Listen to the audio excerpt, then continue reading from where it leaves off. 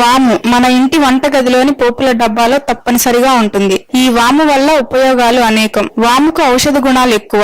ఆ ప్రయోజనాలు ఏమిటో ఒకసారి చూడండి. వాముని ఓ 10 గ్రాములు గిన్నెలో తీసుకుని అందులో 60 ml నీళ్లు పోసి బాగా మరిగించి ప్రతి 2 గంటలకు ఒకసారి 15 ml చొప్పున తీసుకుంటే నీళ్ల విరోచనాలు తగ్గించుకోవచ్చు. వామును దూరగా వేయించి దానికి కొంచెం ఉప్పును చేర్చి బాగా నూరి ప్రతిరోజు చిన్నపిల్లలకు ఆహారంతో పాటు కొంచెం ఈ వాము మిశ్రమాన్ని తినిపిస్తే పిల్లలకు అజీర్ణతత్వం తగ్గి జీర్ణశక్తి పెరుగుతుంది. చిన్నపిల్లలకు వచ్చే కడుపు ఉబ్బరం, కడుపు నొప్పులకు ఓ చెంచా వామును తీసుకొని చిటికెడు సొంటి పొడి, చిటికెడు దుంపరాష్ట్ర చూర్ణం, ఇది అన్ని పచారీ షాపుల్లో దొరుకుతుంది. ఈ మూడింటిని నీళ్లలో పోసి మరిగించి ఇస్తే కడుపు ఉబ్బరం నుంచి వెంటనే ఉపశమనం కలిగించవచ్చు. వాము పొడిని రోజుకు 2 గ్రాములు బెల్లంతో కలిపి నమిలి మింగి ఓ వారం రోజుల పాటు పథ్యం చేస్తే ఎలర్జీలకు సంబంధించి వచ్చే దద్దుళ్లను నివారించవచ్చు. టాన్సిల్స్ వాపు తగ్గటానికి వాము కల్కమును నోటిలో ఉంచుకొని రసాన్ని కొద్ది కొద్దిగా మింగితే టాన్సిల్స్ వాపును నివారించవచ్చు. రోజుకు 2 సార్లు 1 చెంచాడు వాము పొడి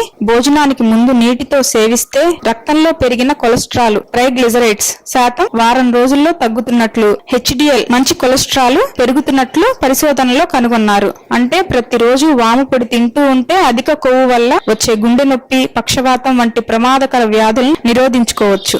పిప్పళ్ళు, మోడి, సొంటి, మిరియాలు, జీలకర్ర, వాము ఈ 6 దినుసులు పచారీ షాపుల్లో లభిస్తాయి. వీటిని సమాన భాగాలుగా గ్రహించి పొడి చేసి పటిక బెల్లం పొడి లేదా తేనెలో సేవిస్తే అధికంగా భోజనం చేయటం వలన వచ్చే అజీర్ణం ఖచ్చితంగా తగ్గుతుంది.